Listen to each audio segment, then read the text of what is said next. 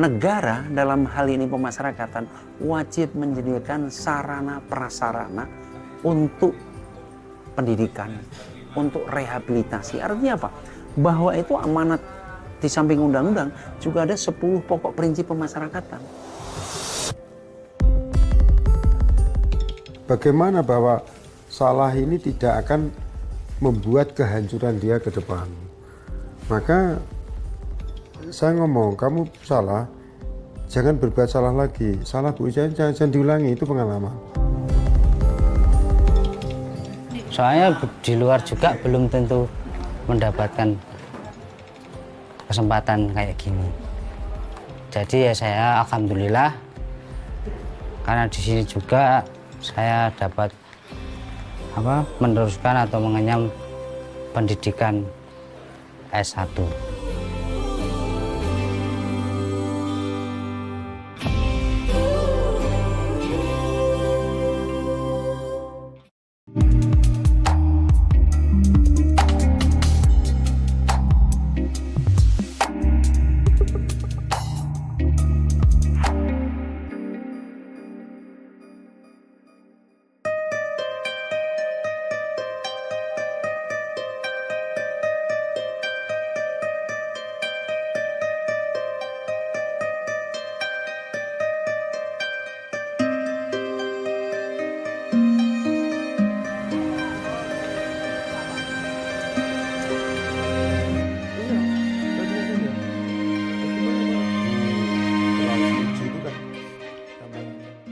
Kemiskinan itu judulnya mesti kebodohan.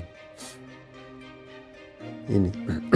Jadi kalau kita lihat orang yang hari ini mungkin tidak mengenyam pendidikan tinggi dan sebagainya, ini dia akan jadi korban perubahan.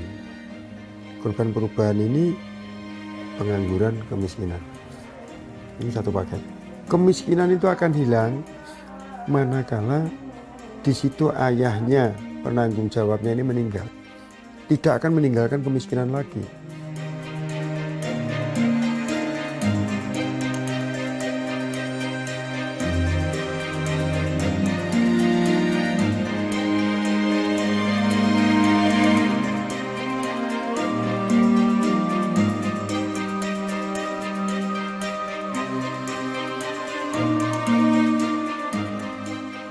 Saya wali kota, warga saya, dan ini adalah tenaga-tenaga yang produktif. Kebetulan dia berbuat salah. Bagaimana bahwa salah ini tidak akan membuat kehancuran dia ke depan. Maka saya ngomong, kamu salah, jangan berbuat salah lagi. Salah Bu, jangan diulangi, itu pengalaman.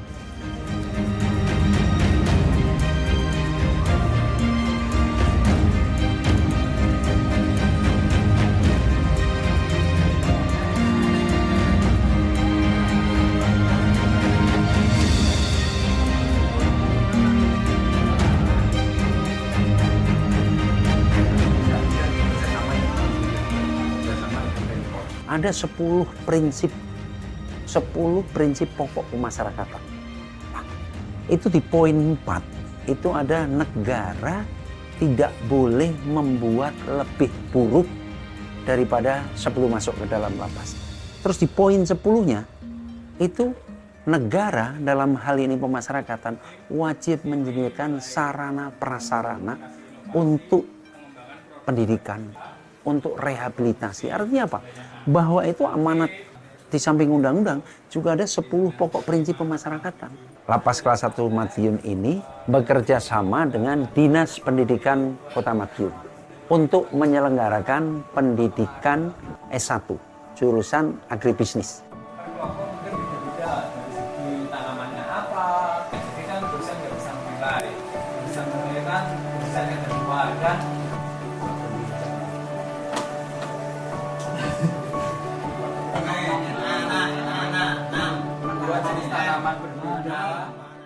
Pertama kita sudah sampaikan ke mereka bahwa akan ada program namanya masuk narapidana keluar jadi sarjana. Itu yang pertama. Yang kedua, kita fokuskan pada mereka-mereka yang memang berdomisili atau punya KTP Kota Madiun. Yang ketiga, setelah itu kita asesmen tuh mereka-mereka. Setelah memenuhi persyaratan yang sudah kita tetapkan, kita asesmen terkait dengan kesiapan dan juga antusiasme mereka untuk mengikuti perkuliahan. Memang apa agribisnis? Karena memang kebetulan yang pertama yang memberikan peluang untuk ada program itu adalah ada jurusan agribisnis. Itu yang pertama. Yang kedua, ini nanti sangat relevan dengan kemampuan mereka ketika mereka bebas. Jadi mudah-mudahan ilmu S1 ini dapat mereka terapkan ketika mereka sudah kembali ke masyarakat. Karena memang kalau kita baca, kita paham itu kan sekarang pemerintah sangat concern pada bagaimana pengembangan agribisnis, khususnya pertanian.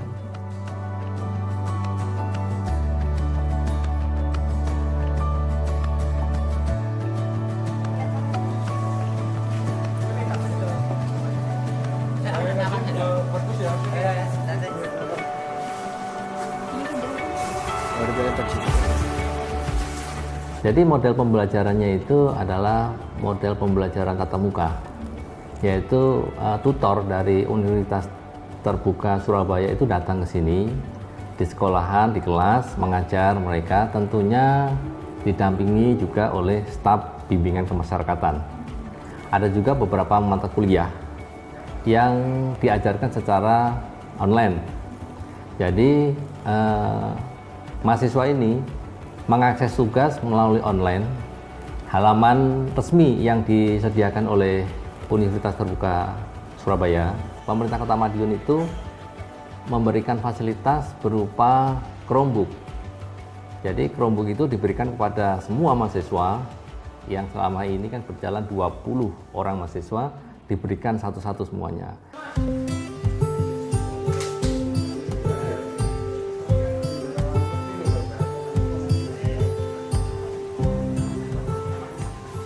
Perkenalkan, nama saya Purnayuga Grianto, asal dari Madiun.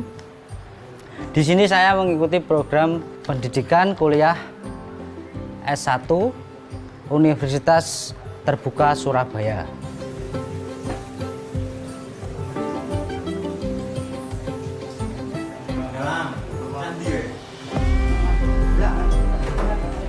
Soalnya di luar juga belum tentu mendapatkan kesempatan kayak gini. Jadi ya saya alhamdulillah karena di sini juga saya dapat meneruskan atau mengenyam pendidikan S1. Saya pribadi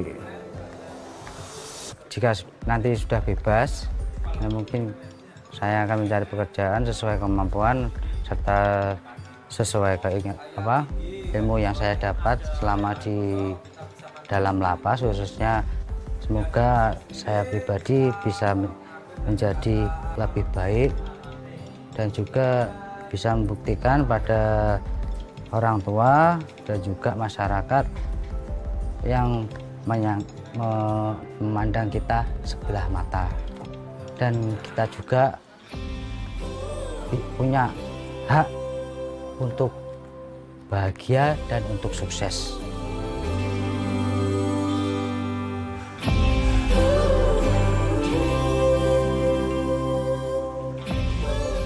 Perkenalkan, nama saya Iksan Bayu Nur Said, usia 26 tahun.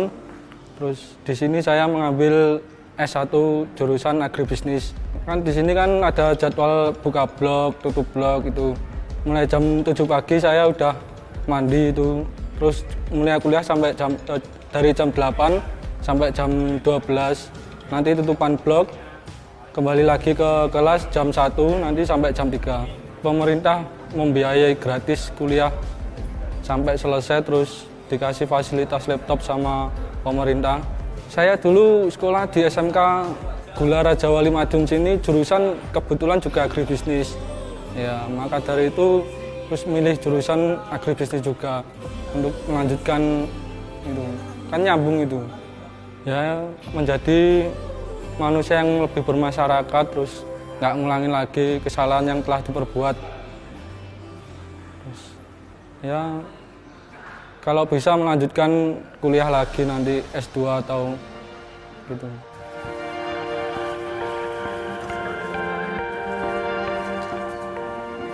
Saya mengikuti program dari Lapas 1 Madiun sini.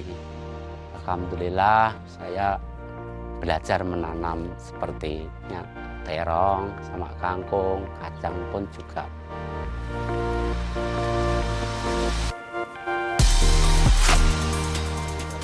Ilmunya saya itu sapi itu banyak buat saya di rumah nanti besok-besok kalau udah keluar itu. Kalau di rumah di luar udah umur saya segini kan bisa dibuat di lahan gitu.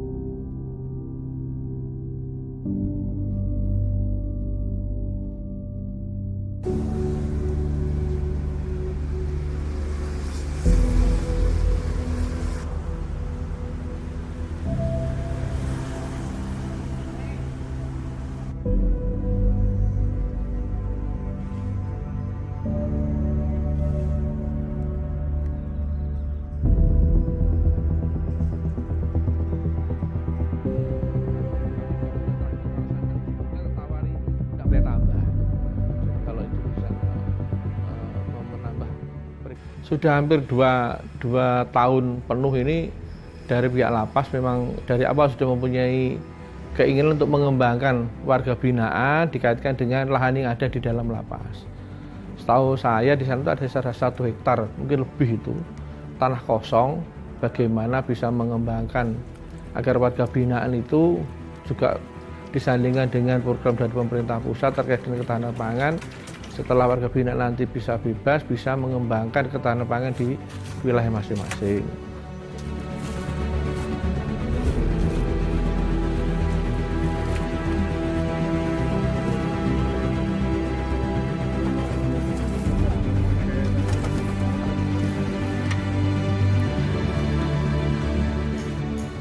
Tetapi memang ada beberapa lahan yang memang lahan produktif, lahan tidur tapi kita produktifkan, kita olah agar bisa dimanfaatkan untuk menambah ketahanan pangan.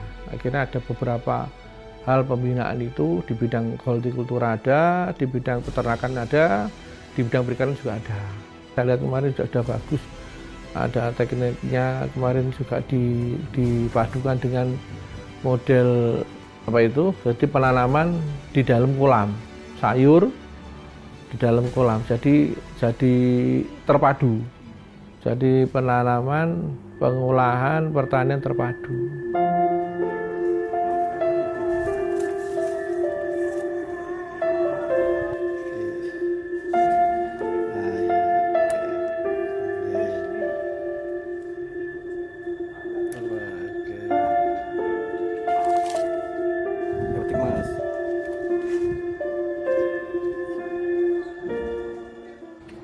Program ketahanan pangan ini memang perintah dari Bapak Presiden melalui Astacita, memang ketahanan pangan, kemudian turun ke Pak Menteri ke Pak Direktorat Jenderal Pemasyarakatan, Pak Dirjen, untuk setiap lapas rutan wajib untuk mengembangkan ketahanan pangan, baik pertanian, peternakan, dan perikanan di tempat semaksimal mungkin yang ada.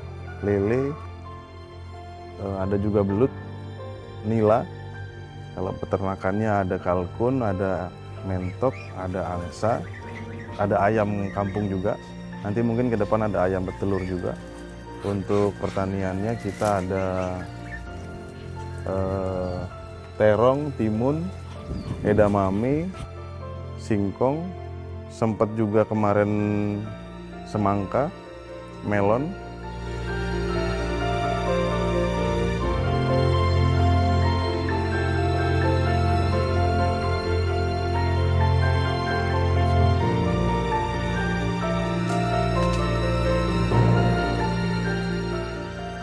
Di awal tahun, bulan Februari itu kita belajar mandiri, petugasnya belajar juga dari YouTube, dari buku-buku, literasi, kemudian applicable ke narapidana. Untuk warga binaan, pastinya mereka ketika keluar dari yang sama sekali tidak bisa bertani, tidak ada kepikiran untuk beternak, ketika keluar salah satu ide mereka ketika keluar untuk menghasilkan pendapatan yaitu dengan cara bertani. belajar beternak ikan dan beternak ayam di luar. Itu untuk belajar mereka, skill pastinya. Untuk kami menambah kegiatan mereka, jadi ketika mereka sore selesai berkegiatan, lelah mereka, tidak ada pikiran negatif, jadi menumbuhkan budaya disiplin kepada mereka.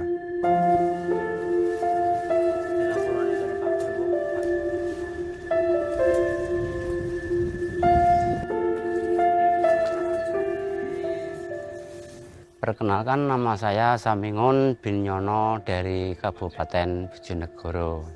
Kemarin saya waktu masuk di Lapas 1 Madiun, waktu itu petugas Bapak Kalapas ada kegiatan pertahanan bahan pangan. Maka dari itu saya mengikuti program dari Lapas 1 Madiun sini.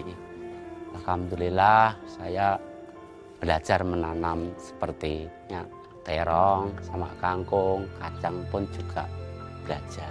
Ya mungkin kalau setelah bebas ya mungkin ya saya terapkan di desa, mungkin buat pengalaman dari sini untuk penanaman bisa dikembangkan di rumah. Ya mungkin kalau bebas dari murni dari lapas ini ya saya usahakan di rumah belajar tani.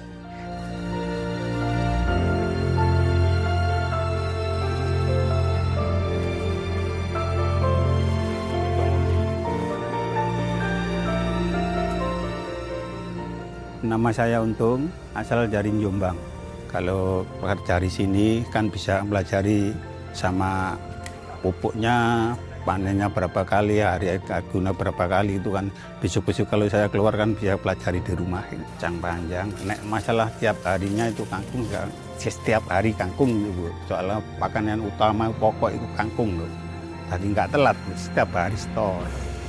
Banyak Bu ini Bu, ilmunya saya itu sapi itu banyak buat saya di rumah nanti besok-besok udah keluar gitu.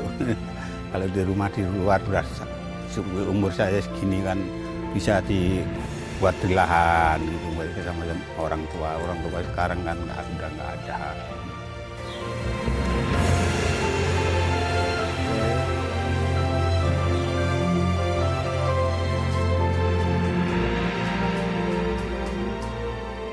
Karena memang kan kita tidak bisa lepas dari perkembangan teknologi ya. Jadi itu sebagai alat bantu bagi petugas kita, bagi kita itu bagaimana agar pelaksanaan tugas itu lebih efektif. Ada bukti pertanggungjawaban petugas kepada lembaga.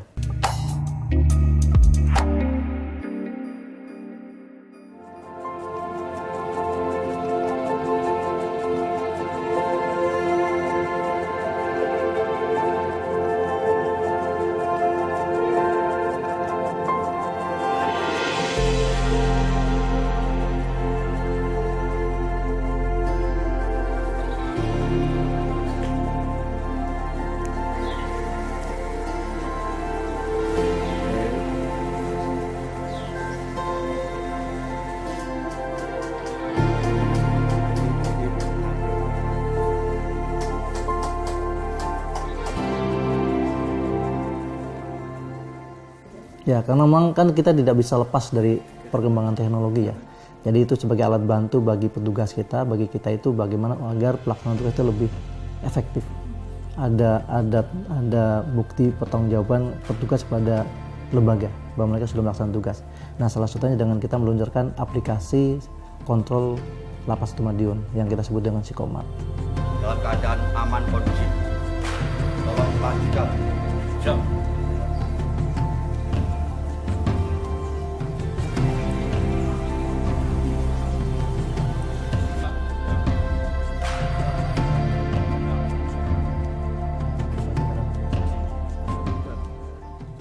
Nah, untuk mengecek apakah mereka betul-betul sudah kontrol, maka kita buatlah Sikomat ini. Nanti pada setiap titik itu ada barcode yang harus di-scan oleh petugas ketika mereka kontrol. Itu sebenarnya. Karena memang kita ingin bahwa pelaksanaan tugas seluruh petugas ini bisa termonitor dengan baik. Jadi nanti setiap petugas itu ketika kontrol itu harus melakukan scan barcode yang sudah kita siapkan pada beberapa titik. Kalau sebelum ada Sikomat kan memang tetap kontrol, cuman kan tidak termonitor apakah mereka sudah betul-betul kontrol pada titik itu atau belum. Nah, itu. Nah, maka kita tentukan titik itu dengan cermat agar semua area bisa termonitor oleh petugas. Nah, dengan adanya kontrol ini kan mudah-mudahan yang pertama area itu aman, tidak ada sesuatu yang bisa merugikan lapas. Yang kedua juga bisa mengontrol aktivitas narapidana.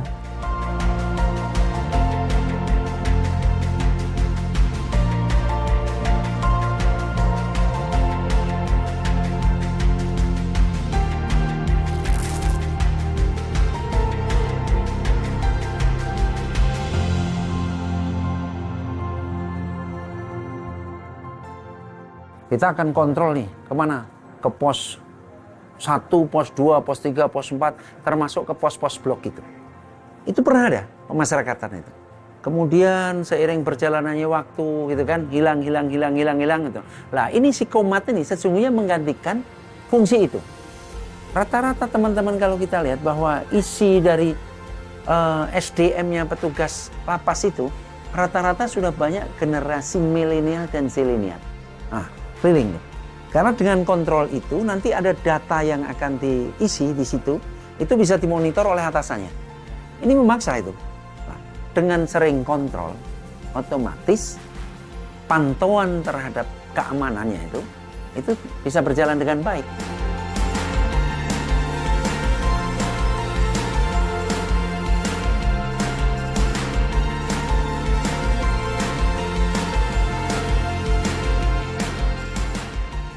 Hak-hak yang dipunyai oleh warga binaan ini yang pertama, karena ini hak dasar dari warga binaan, kita diberikan amanah untuk melakukan tugas itu harus dipenuhi. Hak-hak itu sudah ditempel sedemikian rupa, mereka kalau ada komplain kita berikan akses. Baik itu sarana pengaduan, apakah itu juga mereka berkeluh kesah, kita sampaikan. Di petugasnya pun, artinya juga tidak boleh melakukan hal-hal yang bertentangan dengan itu.